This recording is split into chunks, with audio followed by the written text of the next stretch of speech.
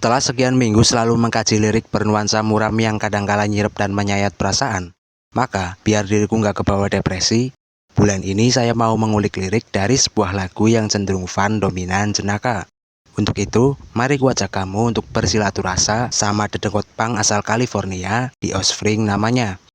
Band punk yang vokalisnya bergelar PhD dalam bidang biologi molekular ini terkenal lewat lagu-lagunya yang cenderung ngebanyol dalam menyenggol isu-isu yang relate di kehidupan bersosial. Mengemas tematik yang terkadang kelam, terdengar pahit dan sangat nyelekit dengan balutan lirik yang frontal sekaligus sarkastik. Dan satu tembang hits berikut dari album kelima The Offspring bertajuk Americana menjadi sebuah lagu yang sangat menarik untuk dikulik. Lagu tersebut berjudul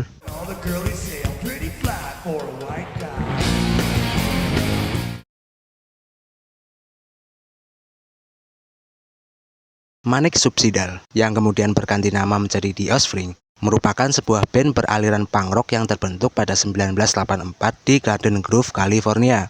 Setelah beberapa kali mengalami serangkaian bongkar pasang personil, formasi terkini The Offspring dihuni Dexter Holland sebagai vokalis yang nyambi main gitar, Kevin Nundels menjadi gitaris utama, Todd Morse sebagai basis, Brendan pada drum, dan Jonah Nimoy menjelma multi-instrumentalis.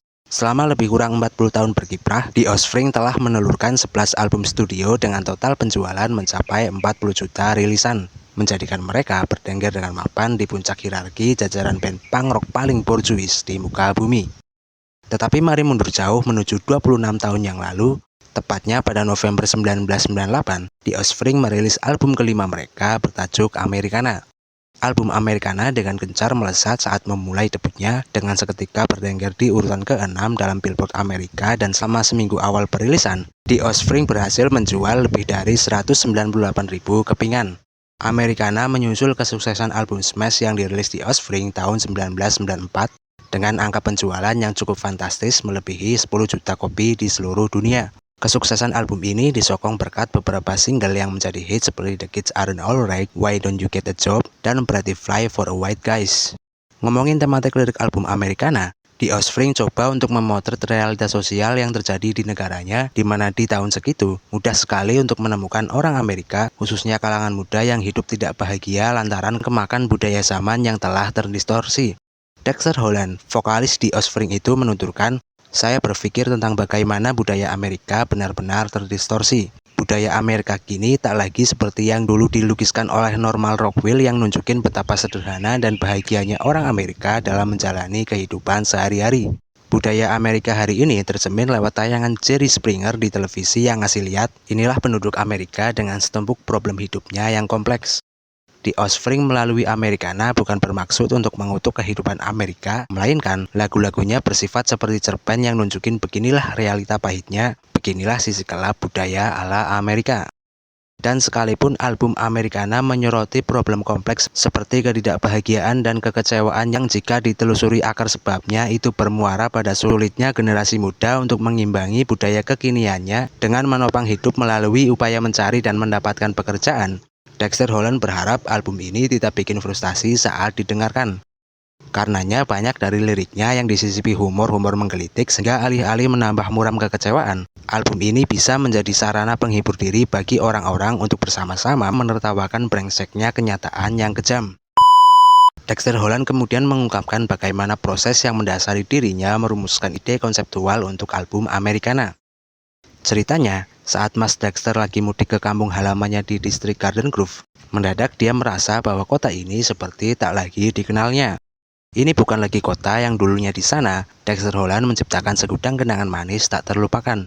Kini kota ini tahu-tahu sudah menjelma menjadi wadah yang menampung problem pelik kehidupan. Sekian masalah yang Dexter lihat di kotanya, kemudian dituangkan menjadi potongan-potongan lirik untuk masing-masing lagu di album Americana. Masalah tentang suramnya masa depan yang membayangi kawan-kawan masa kecilnya dituangkan dalam lagu The Kids Aren't Alright. Masalah tentang pengangguran banyak tingkah diarsipkan menjadi Why Don't You Get a Job. Lalu masalah mengenai remaja sok gaul yang kelakuannya sangat menjengkelkan oleh Dexter kemudian diledek habis lewat lagu Butterfly for a White Guys. Melalui lagu Butterfly, Dexter Holland dengan sarkastik mencibir kelakuan orang-orang yang tergolong sebagai Wiggers, yakni merujuk pada sebuah istilah ledekan bagi sekelompok remaja kalangan kulit putih yang pengen banget dibilang gaul dengan memaksakan diri untuk mengadopsi tingkah laku, cara bertutur, serta mode berpakaian yang lekat diidentikan dengan kalangan Afroamerika. Dalam hal ini adalah ala-ala skena rap atau hip hop.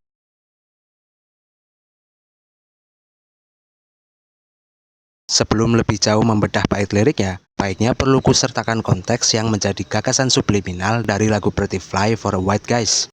Memang, lagu Pretty Fly terkesan begitu frontal menyerang dan mengecek orang-orang kulit putih penyuka hip hop. Tapi sekalipun menjadikan kultur rap sebagai pijakan, dan dalam video klip juga nunjukin sederet kelakuan tengik remaja kulit putih yang berdandan ala hip hop man, Mas Dexter memberikan klarifikasi bahwa lagu ini nggak ada maksud menjadi rasis ke orang kulit hitam, juga nggak punya niatan mendiskreditkan skena hip hop atau apalagi menjelek-jelekan siapapun tokoh kulit putih yang menjadi ikon rap band di era tersebut. Mas Dexter mengatakan demikian sebab dia juga penggemar musik hip hop. Dia mengakui beberapa musisi hip hop yang menjadi favoritnya antara lain seperti NWA, Ice-T, Beastie Boys, dan Public Enemy. Karenanya, klarifikasi tersebut diperlukan biar orang-orang nggak salah paham mengira bahwa melalui lagu Pretty Fly dia lagi mengecek kultur hip hop. Lewat lagu Pretty Fly, Mas Dexter cuma pengen menghajar poser, tapi karena dia nggak pengen lagunya kedengaran kayak lagi ceramah, Mas Dexter kemudian nyisipin humor stereotype dalam hal ini soal Wiggers di dalam liriknya. Jadi, yang sebetulnya menjadi sasaran tembak dari Mas Dexter di lagu ini adalah semua poser dalam subculture manapun. Poser alias orang-orang yang ngikutin suatu tren tanpa punya stand dan niatnya cuma pengen dianggap keren. Atau istilah lain yang sepadan sama poser yang disebut Mas Dexter dalam lirik Pretty Fly adalah wannabe, yakni orang-orang yang berpura-pura atau bercita-cita menjadi sesuatu yang bukan dirinya. Intinya sih lagu Pretty Fly itu mengolok-olok mereka yang cuma ikut-ikutan tren tapi nggak ngerti substansinya. Kemudian, terkait penulisan liriknya, kalau menurutku, cara Mas Dexter dalam menyusun liriknya itu menyiratkan seperti sebentuk obrolan tongkrongan dari dua teman yang ngerasa sebel lalu ngerosting dan ngegosipin si poser tersebut dari belakang. Jadi, anggaplah ada 3 tokoh cerita dari lirik Pretty Fly. Pertama si poser, sebut saja namanya Bedebah. Tokoh kedua namanya Migrain, dia tukang roasting di lirik ini. Sementara tokoh ketiga namanya Kuping, dia yang dengerin gerutu dan komplainan si Migrain atas kelakuan Bedebah poser tersebut. Bagian referen lirik Pretty Fly itu gambaran umum dari seberapa menjengkelkan tingkah laku si Bedebah poser yang bakal digibahin sama Migrain dan Kuping. Kemudian bagian verse itu ucapan-ucapan nyelkit yang dilontarkan Migrain saat ngecekin si Bedebah poser. Sedangkan bagian chorus, ini jatahnya si Kuping yang setelah dengerin Migrain komplain, dia merespon dengan kalimat yang terkesan bijak membela Bedebah poser, padahal aslinya dia juga lagi satir. Baiklah, mari langsung masuk ke intronya.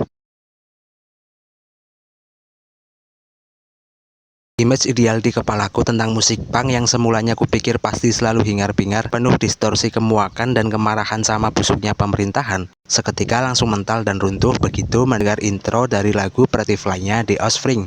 Konyol, kocak, dan merkoyoki, itulah kesanku kala kali pertama dengerin lagu ini. Lagu Pretty Fly dibuka dengan frasa pseudo-Jerman yang berbunyi,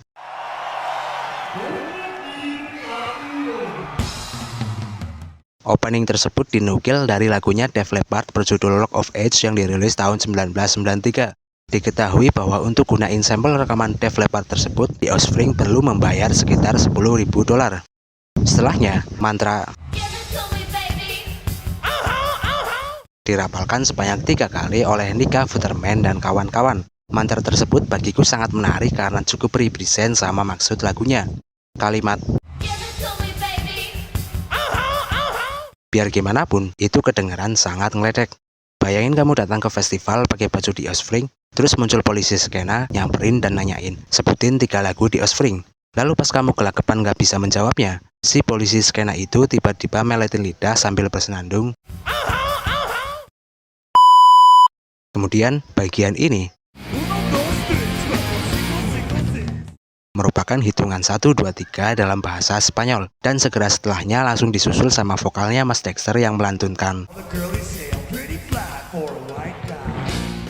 untuk kemudian mengantar kita menuju ke bisingan musik punk yang agung.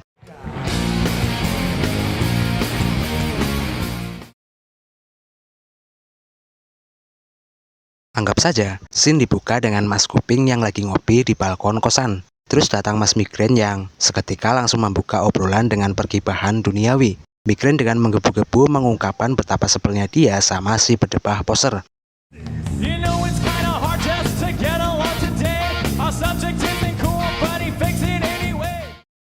Tahu nggak, Ping?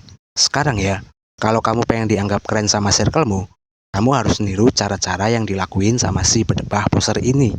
Migraine kemudian nunjukin profile picture media sosialnya si bedebah poser itu ke Mas Kuping. Foto tersebut nampilin si bedebah poser, seorang remaja kulit putih dari kalangan kelas menengah yang mengenakan baju baseball oversize berwarna biru cerah, leher berkalung rantai anjing, lengkap dengan kacamata gaya yang diletakin ke topinya yang miring ke kanan 45 derajat. Tiba-tiba jadi hip hop man gini, Ping, si bedebah itu, ucap Migraine kemudian. Migraine lalu melontarkan sebuah pertanyaan retoris. Haruskah kita sebegitu maksain penampilan biar nggak dianggap ketinggalan zaman? Si Kuping hanya tertawa meresponnya, lalu membakar untuk kali kedua udutnya. Baru sekali asap rokoknya dihembuskan, Migraine kembali nyerocos panjang. Kita jujur-jujuran aja, Ping. Apa iya kamu bakal bilang, wih keren kali kau pas kamu lihat dia berdandan kayak gitu? Pasti enggak kan? Kupikir otakmu keseleo kalau nganggep keren padahal aslinya norak. Kuping keselak asap rokoknya sendiri demi mendengar gerutuan si Migraine. Menurut si Migraine, bedebah poser itu sama sekali nggak pantas berdandan ala anak hip hop. Demi melihat si bedebah poser itu sok-sokan niruin Yonglek, seketika langsung bikin Migraine merinding disco.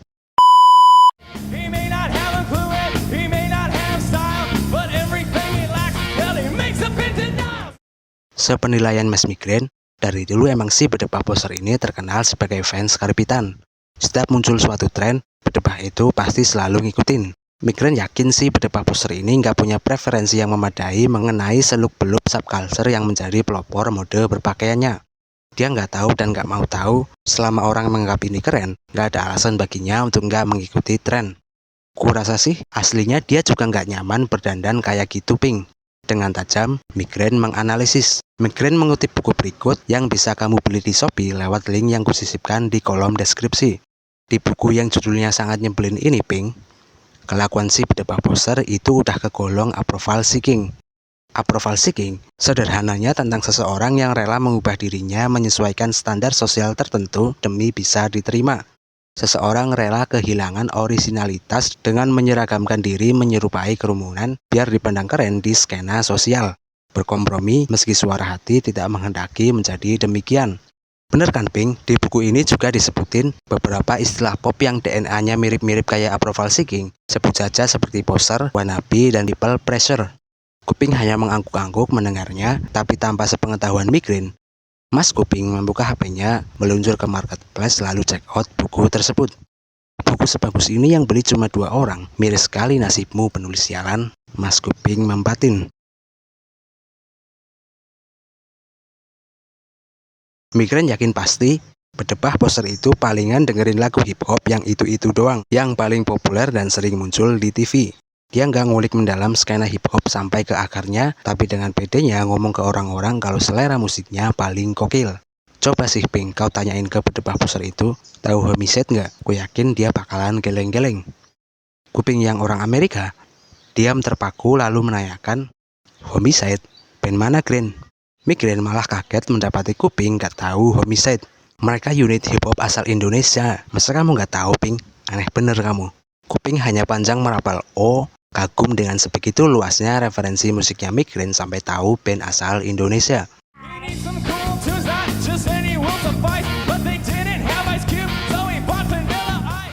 Tapi emang dia nggak tahu apa-apa soal hip hop, Ping. Jangankan Homicide. Kemarin aja pas abang-abangan di tongkrongan hip hopnya nyuruh bedebah poser itu untuk beliin album barunya Ice Cube, dia malah ngiranya disuruh beliin es batu. Karena ngerasa janggal kalau cuma beli es batu, inisiatiflah dia sekalian beliin serenteng pop es rasa vanila. Migraine tampak puas betul menertawakan kekonyolan bedebah poser.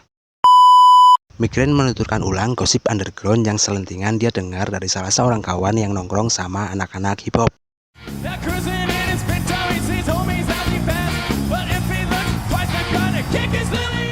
Jadi, Ping, suatu hari si bedebah ini berkeliling kota mengendarai mobil pintonya. Pas dalam perjalanan, dia nggak sengaja berpapasan sama anak-anak hip hop yang lagi pada nongkrong dan battle dance gitulah.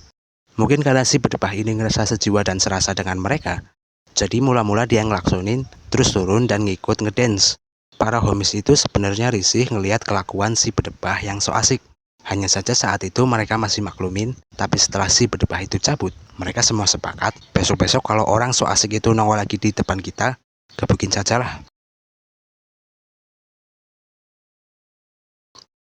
Ini paling lucu sih, Ping. Migran memulai prolog yang kesekian dari pergibahannya.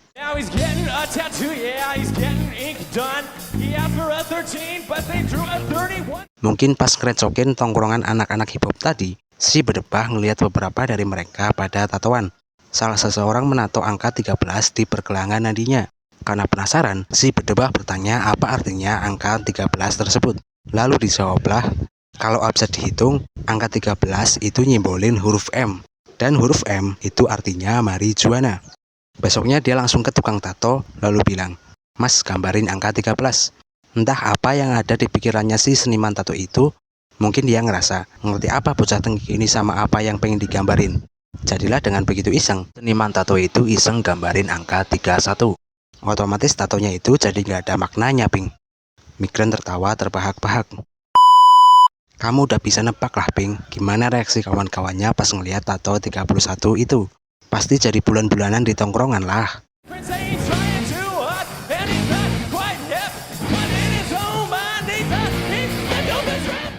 Mereka udah bolak-balik bilang ke bedebah poser itu bahwa terlalu berusaha biar dianggap keren sama tongkrongan, malah bikin kamu kelihatan norak.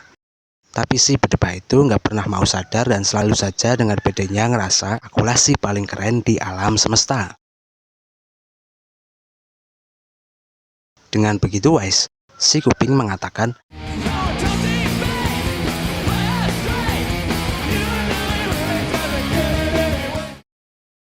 "Ya sudahlah, Gren, kalau bagimu dia nggak keren, ya udah diamin aja. Nggak perlu dibantah, apalagi ngajak debat dia soal perskenaan. Biarin aja dia ngerasa keren sendiri di kepalanya. Lagian kan kamu tahu sendiri, yang namanya poser ya memang begitu. Selalu berasa paling padahal preferensinya minim."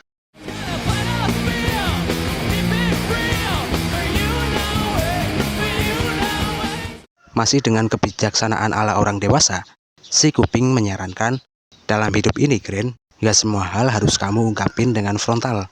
Sesekali ada waktunya kamu belajar untuk memuji dengan sarkastik. Pas dia bergaya dengan begitu noraknya di hadapanmu, apresiasilah dia, misal dengan mengatakan, "Keren sekali kau, kurasa Eminem bakal gondrongin rambut sih pas tahu kamu niruin dia."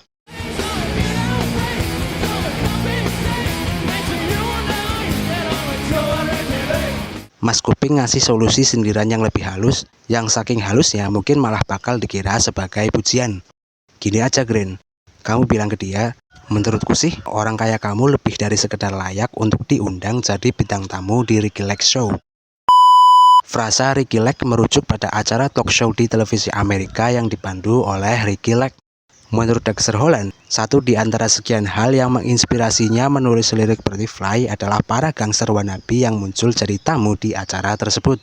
Lagu ini benar-benar terinspirasi dari gangster wannabe, pria yang pergi ke mall dan mengenakan pakaian rap gangsta. Tipikal pria yang muncul di Ricky Lake Show yang tidak mau mendengarkan ibu mereka.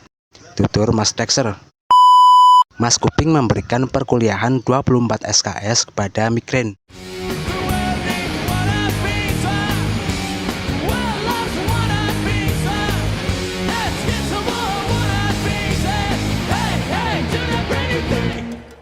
Faktanya, Gren, dunia industri itu sangat menyukai tipikal poser atau wannabe. Mereka menyuguhkan sesuatu, seketika langsung laku di borong poser-poser itu. Jadi biarlah eksistensi mereka tetap terpelihara. Atau kalau perlu, kita perbanyak sekalian populasi poser di dunia ini biar industri besar di balik tren tersebut terus-menerus diuntungkan.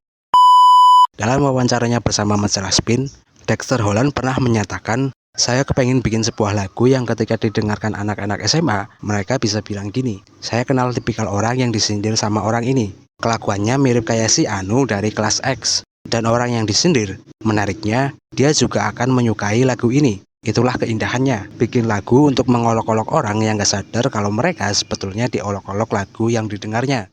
Mungkin saja, saya yang dengan begitu sok taunya nafsirin lagu ini, juga termasuk ke dalam golongan orang yang gak sadar kalau lagi diolok-olok sama Mas Dexter Holland lewat lagu Fly. Dan itulah keindahannya.